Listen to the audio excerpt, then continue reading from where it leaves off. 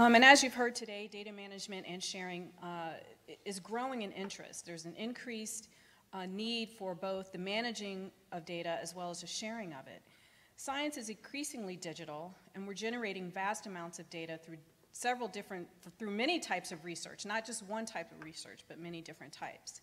And non-research data is also being digitized and available for research uses. We have some data that are coming in through the clinic that are then being used for research and so forth and so on. We also have advances in information technology and bioinformatics. It's becoming easier to collect data, to organize it, to discover it and access it, and also to analyze data. And all of this is being done to advance science, stimulate innovation, improve health in the environment, national security, and other public missions. There's a change in scientific ethos and practice. More and more investigators and scientists and organizations are becoming more open and transparent with the data that's being generated. And we've also had some interest from the US government, and there have been many initiatives over the last several years that are fostering this culture. We heard earlier about the White House initiative. NIH has also had a big data to knowledge initiative. We have the Common Rule, which is the rule for appropriate use of human subjects data, and that's to allow the maximal utility of biospecimens and data. Regulations for NIH policy for clinical trials data and sharing, and also the 21st Century Cures Act, which specifically notes that NIH should have the authority to require data sharing. But there's also been a lot of international interest in open science. We heard earlier about this OSTP memorandum that was released directing federal agencies who have over 100 million in R&D to come up with plans for how to increase access to both publications and scientific digital data. The objectives of the memo were twofold, both on the digital data side as well as on the scholarly publication side. For digital data, the memo required or suggested or encouraged agencies to maximize free access while protecting privacy, confidentiality, and national security, to recognize intellectual property rights, to balance costs and benefits of long-term preservation, to require data management plans, to allow inclusion of costs for data management and sharing and funding applications, to ensure appropriate evaluation of data management plans, to monitor compliance, to also cooperate and collaborate and partner with the private sector, and to support training. On the scholarly publication side, the memo required agencies to allow a 12-month post-publication embargo, easy public search, analysis, and access to publications, as well as free public access to metadata without charge. Most of the agencies, or at least all of the agencies, have now developed their plans, and the information on the agency plans are also available on the Cindy website, which is located at the bottom of the screen. And the links also here are to the actual individual public access plans, and this is for both publications and scientific digital data. And I'd also like to mention that SPARC also on its website has an overview a lot of the policies that are related to these plans. One thing that I'd like to mention to you is that the federal agencies are not operating in silos, they're not operating alone. We understand from the scientific community and even for the federal agencies ourselves that we don't want to come up with policies or requirements that are disparate across the agencies and then lead to confusion in the research community. We really wanted to come together to be able to collaborate and identify some needs and topics that we could move forward on in open science. The group, the interagencies, began to meet a little bit more informally at the beginning, and then toward the end of the Obama administration, we were chartered as a National Science and Technology Council Committee on Science working group. So what was formed was an interagency working group on open science. This working group is co-chaired by NIH and NSF, and all of the federal agencies that fell under that previous Holdren memo, as we like to call it, are represented on this group. So it's over 20 agencies. The idea behind this group is to exchange information on the implementation of public access policies and practices, to facilitate coordination and cooperation on open science, to recommend additional objectives for federal open science policies, and we hope to come out with a report providing some objectives and recommendations on how to move forward, as well as to outline effective strategies, identify effective approaches for data preservation, to facilitate coordination, to work with other NSTC groups, and identify opportunities to continue to collaborate with the international community. This list here just provides some of the topics that have been of interest to the group.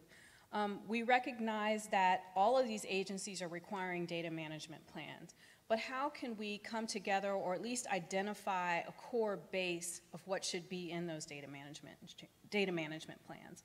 So really to come up with some common elements for what should be in them. Criteria for acceptable repositories. We often get questions from investigators, what repository is a good repository for us to submit our data? Which of these repositories would be acceptable for our funders? And so we'd like to identify some criteria that, that the federal agencies would deem acceptable. Sustainability and long-term preservation, as well as citation and attribution, privacy, confidentiality, and re-identification. Many of the agencies are dealing with individual level data from humans, and how can we move forward but prevent re-identification that's not necessary. Compliance and enforcement, resource implications, and also, as I mentioned earlier, cooperation with international organizations. And this list here provides some of the international organizations that are involved in open science, the OECD, G7, G20. And also in December of 2016, the Interagency Working Group on Open Data Policy released a document outlining principles for promoting access to federal government-supported scientific data and research findings at the international level. And as mentioned earlier, there are many organizations involved in promoting open science, including AAU and APLU, who have recently formed a public access working group, the Association for Research Libraries, private foundations, some of which are represented here. The National Academies of Science recently has a board on research data and information, and they're coming out with a report on toward open science. Patient-Centered Outcomes Research Institute, and the Research Data Alliance and CoData. But data sharing also supports the NIH mission. NIH has had a long culture of data sharing, even though we've had these recent pushes from federal initiatives and others to move forward with this. NIH has actually been in the data sharing business for quite some time, even before 1999, although the slide starts at 1999, with the research tools policy. In 2003, we released our NIH data sharing policy, but that policy only applies to applications that are receiving greater than 500K in direct funds in any one year. We've also had several policies related to the sharing of genomic data, as well as recent policies on the sharing of human data and also disseminating results from clinical trials. But with data sharing and also trying to get our investigators to share data, there are many cultural changes necessary as well as challenges, time and effort, determining which data should be preserved, and not necessarily all data may need to be. How can we clean the data and put it in an accessible format? What metadata should be provided? Should there be there's limited training in data management and sharing. Data management and sharing requires infrastructure, it requires resources, and oftentimes there's a lack of reward or incentive for investigators to share data. They may not feel that they're getting appropriate credit if they're generating a data set and then sharing it, much like publications are. There are also considerations for ethical, legal, and social implications, as well as participant protections, proprietary interests, and also human resources. In February of 2015, NIH released its plan in response to the Holdren Memo. For publications, we had already met the mark for that because we have our NIH public access policy for publications. But for digital scientific data, we did not meet all the requirements for what was in the Holdren Memo. So the NIH plan basically describes the current policies and procedures and also future considerations for data management and sharing. how to maximize access by the general public without charge to digital scientific data, how to protect privacy and proprietary interests, how to explore steps to require data sharing, how to ensure that all of our investigators would be submitting a data management and sharing plan, and that these plans would be evaluated during the peer review process. Are there other policies that we would need to develop? How could we encourage the use of existing repositories and develop approaches that would ensure the discoverability of the data, as well as interoperability and openness, and explore the development of a data commons? But I'd like to point out that a plan does not equal a policy, and this is oftentimes very confusing to people. A plan is just merely that. This is a plan. This is what we're going to do. So even all of those agency plans on the Cindy website, that's all they are plans. But all of the agencies have to implement these plans, and oftentimes that requires the development of a policy. But because NIH funds such a vast array of different types of research that then produces a whole lot of different types of data, we wanted to tread carefully and really establish what our priorities are for data sharing. So late last year, we released a request for information on the strategies for NIH data management, sharing, and citation. We wanted to hear back from the public, our stakeholders, as to what should NIH do to move this forward. So the RFI was divided into two sections: data sharing strategy development, inclusion of data and software citation in NIH research reports and grant applications, as well as a section on just general feedback. Section 1 was really devoted to the what, when, where, and how data should be managed and shared, and for how long, and what the barriers are in order to do that or to overcome that. And Section 2 really focused on the impact of citing and reporting data and software. So during this, it was about a 45-day public comment period. We received feedback from 95 submissions from national and international stakeholders. We acquired this information by self-reported demographics, so we didn't actually have specific categories. But most of the investigators were from the university setting. Most were scientific researchers. For data types, most were clinical and genomic, although you'll see there on the bottom left in other category, we actually received quite a number of responses from investigators who do sleep research. So there was which was interesting, but that's why that is that way. And most of the respondents were using some sort of data that's generated from humans. The majority of respondents felt that data underlying a publication, a dissertation, supplemental materials, any sort of preliminary data, metadata, or anything that's needed to replicate a study would be the best and most valuable data to share. They were supportive of sharing data, individual level clinical trials data, supportive or at least encouraging and recognizing that sharing data would also support rigor and reproducibility, and that data should be made available for secondary research purposes for a minimum of 10 years, which is consistent with many organizations.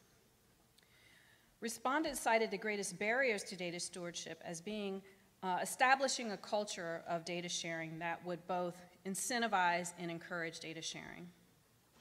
The need for community-based standards and long-term preservation or sustainability of data, data preparation and submission, and also the costs and resources associated with managing and sharing data, such as curation, personnel, and infrastructure to do so. With regards to data and software citation, majority of respondents were in support of increased reporting of data and software through citations in reports, as long as it's conducted in a means to incentivize researchers to share data, thus enabling them to get appropriate credit for their work. They suggested the use of global unique persistent identifiers such as DOIs, and also the importance of versioning of data sets and software when generating these citations. Other general comments we received were related to discouraging the use of proprietary software for shared data, and that NIH should consider inclusion of individuals with appropriate expertise in data management and sharing in the peer review process, so that when these data management plans would come in, there would be peer reviewers who could actually attest to whether the plan is appropriate or not. So based on all of this feedback from the request for information, as well as internal NIH deliberations and just community engagement and speaking to everyone, NIH is now trying to move forward with a draft policy. This draft policy would replace the 2003 data sharing policy that I mentioned. And so we aren't ready to quite release the draft policy. It's still under internal review. But I wanted to share with you some of the topics or some of the provisions of the policy that we're currently considering. And this is all, like I said, draft. There have been no decisions made. But really what the scope and applicability of this policy is going to be. Is it just going to be data underlying a publication, or is it going to be any sort of data that's needed to actually replicate findings? And how we will bring our current and existing NIH data sharing policies under this overarching policy. I mentioned that we do have policies for the sharing of genomic data. We do have policies that relate to clinical trials data, and so we would need an overarching policy that these other policies could still fit under. We're also looking into requiring data management and sharing plans, not just data management plans, but also data management and sharing plans, which would be required in funding applications, evaluated during the peer review process, which would be in a structured format that could be updatable because we know that plans change over time, and also publicly available. We have our abstracts from funding applications that are currently available in the NIH reporter system. Can we do the same thing for data management and sharing plans? And this would give researchers some sort of accountability to what they said they were going to do, knowing that any researcher or anybody from the public could go into that system to look to see what the data management plan is. And also if there could be some linking to the DOI or whatever it is in that data management and sharing plan, which would be publicly available, then people would know how to find the data from that particular report. Contingency plans, we understand that sometimes things happen and research does not go as planned. That way, if there is a change, those plans could be changed. Data sharing exceptions, which we would not promote, but we do understand that in some cases, especially if someone is working with data that's generated from a human research participant, there could be some state laws or some informed consent stipulations that would not allow investigators to be able to share the data. But we're not only looking into requiring a data management and sharing plans with all funding applications, we're also looking into requiring data sharing, because through the 21st Century Cures Act, we now have this provision and the authority to actually require data sharing. So we would expect for our investigators to not only manage the data, but share that data if they're able to. We would allow investigators to request a budget for this in the funding application. We're currently looking into that, as well as mechanisms for compliance and enforcement. This is a very hot topic amongst everyone right now. It's very easy to monitor and enforce compliance while the funding is still there. But if someone's not generating data until the very end of their project and then they don't have any more funding, how are we going to know that they actually complied with the data management and sharing plan that they were approved for? So our next steps are to release a draft policy for public comment. I'm not exactly sure when that will happen because, as I mentioned, our draft policy is still going through an internal review process. But once it's released, hopefully we can work with the organizers here and make sure that all of you have access to that link so that you can provide comments. We do take public comments very seriously, and we actually read through all of them and analyze them and consider all of that before we move forward with any policy. There are many other data sharing initiatives and activities at the NIH. The NIH Data Commons, we just have a pilot for this that are being funded to move forward with how to make data findable, accessible, interoperable, and reusable. The NIH BD2K initiative that I mentioned earlier, a part of that program is resource indexing.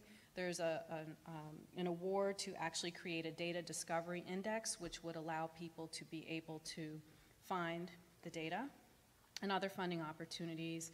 There are also data provisions, data sharing provisions related to the All of Us program, which is formerly the Precision Medicine Initiative Cohort Program, as well as a Cancer Moonshot, which was mentioned earlier.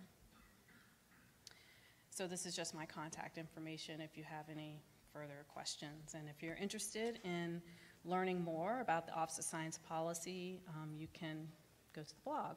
Thank you.